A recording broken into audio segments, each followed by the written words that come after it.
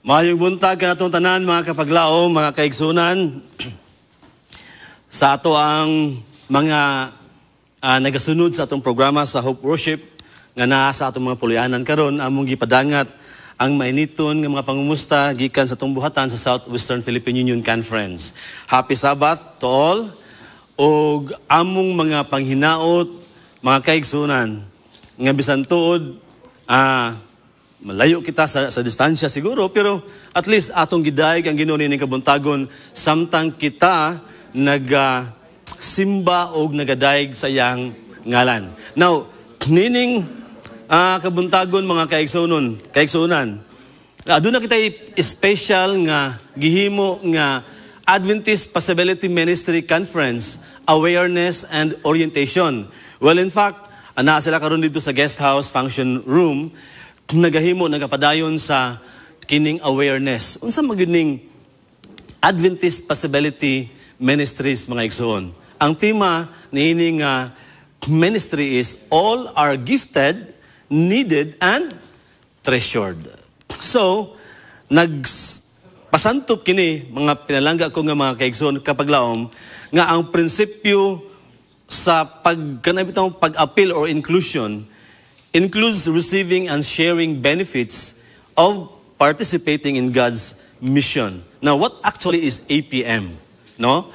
Pinalangga ko ng mga kapaglaom. Atong tanahon, ingon mao nga manual sa APM, ang atong kalibutan is broken actually. If you try to look around us, all we can see is brokenness. Dili lamang katong may kapansanan, apan all of us is part and parcel of this brokenness around us. In fact, pila na kamang katuigan nga sila nga buta, bungol, katong kimpang or di kalakaw, or think like the majority were often grouped into a category referred to as those with disabilities. Now, mga igsoon, ako lang i-define all of us are part of this, what we call disability. But we are not disabled. So, kung imong tan-aon, kabahin kita ni ining gitawag nga na mga disabilities. Atong kinaiya siguro, at utok nun magkahan sa physical or social nga kahimtang, we have these disabilities, mga igsoon. So, gamay ra man gud ang himo nga mga paglantaw ani or paglihok to incorporate the positive contributions these people had to offer into the mainline ministry and activities in our church. Sa ato nakita nga, ang common concept mga pinalanggang mga igsoon mo ni, kining mga buta, bungol, murag wala ni pulos pastor kay, usa may mahimo ni sa iglesia. Pero igsoon, gibati ba nimo nga sila ay part of God's creation? That is why APM, natukod siya, ang atong konferensya general, ang administrative body sa atong iglesia, sa Worldwide Church, nagpurma og committee to address these needs in 2011. Take note, 2011. So a matter of 13 years. The group was named Special Needs Committee and placed within the Personal Ministers and Sabbath School Ministers Department. So, ang atong mga pangulo naglantaw nga kining mga may kapansanan, they are part of God's creation and they have their purpose. Nganong naingon ana sila. So we don't have to neglect them mga igsoon. Ato silang tagdon. Pero ang pangutana, does our church care the needs of these people? Ikaw igsoon, balay karon, do you have that passion or compassion to take the needs of these people? So ang mission sa Adventist Possibility Ministries, it seeks to inspire, to equip, and mobilize those who have a disability, suffered a loss, or are a caregiver, so they may serve God and community as expressed in the mission of the Seventh-day Adventist Church. Now, here, let us try to look into the summary of the purpose statement, why it was created, this special ministry. So here, Adventist Possibility Ministry seeks to bring wholeness to all in a world that is broken. Take note, gwapo kayong pagkasulti ha? To bring wholeness to a world that is broken. A sense of wholeness is not dependent on the elimination of one special need, but is a rediscovery of a person's completeness in God. So we will try to rediscover of a person's completeness in God. And then, this ministry has a unique opportunity of not only proclaiming, but also emphasizing. Here, take note mga kapaglaom, mga kaigsunan. Emphasizing the value and dignity of each person. So ikaw, og ako, og sila nga may kapansanan, aduna tay bili, aduna tay dignidad, ingon nga tao. So we need to cater the needs of this may kapansanan as we term them disabled mga pinalangga kong kapaglaom. So the mission of the Adventist Possibility Ministries is built around the concept that while all are broken in some way, kita mga isong actually nangabuak man tanga mga vessel actually. Ayot ing na nga sila lang may kapansanan, they are broken, no. Ikaw ug ako, kabahin aning brokenness.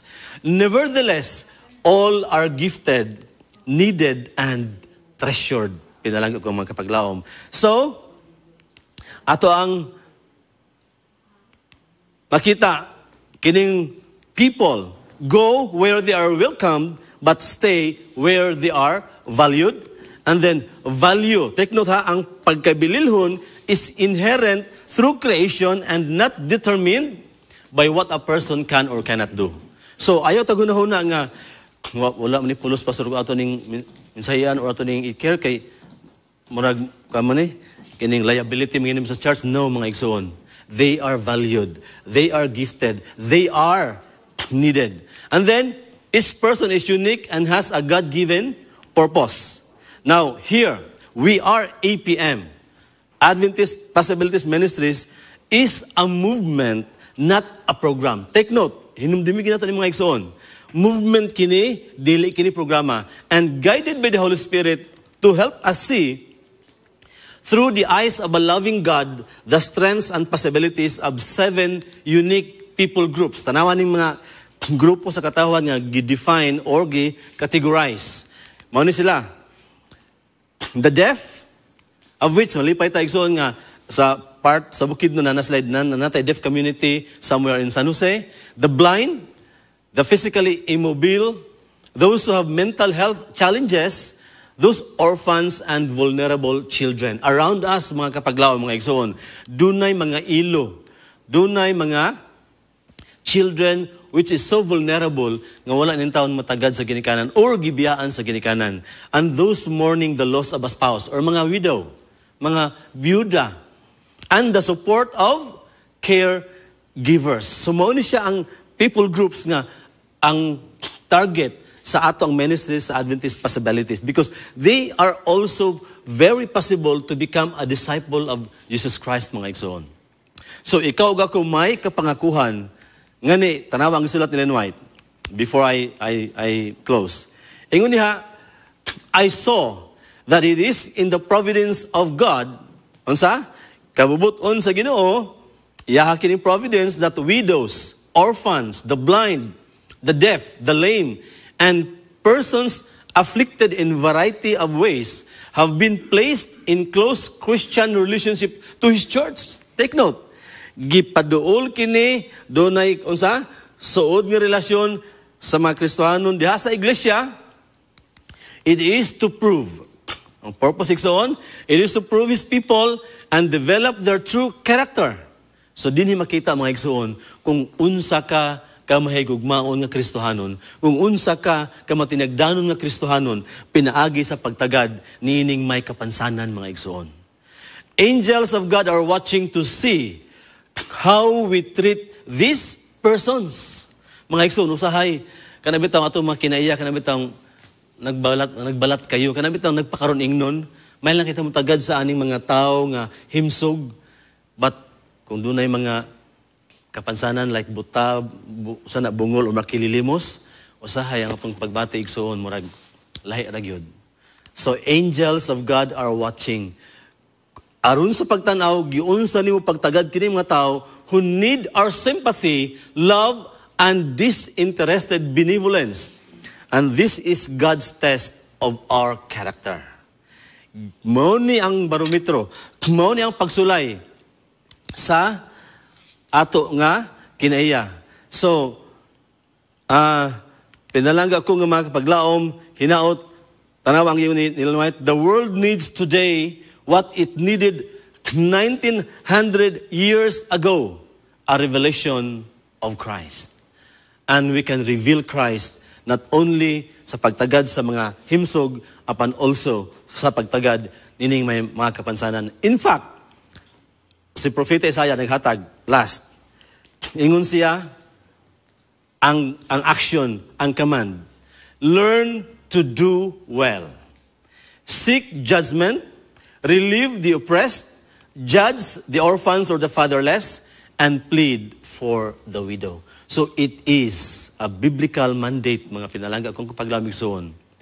Nga di nato tagdon katong himsog lang, apan sila, nga doon ay mga special needs, or kinabitang kita nato na ay mga disability. So hinaot mga kaigsoon, sa inyong iglesia, magpurma na kita og core group, aron tan-aon nga ang atong iglesia igsoon, mutagad nining may mga kapansanan. May God bless each one of us this morning. This is our prayer.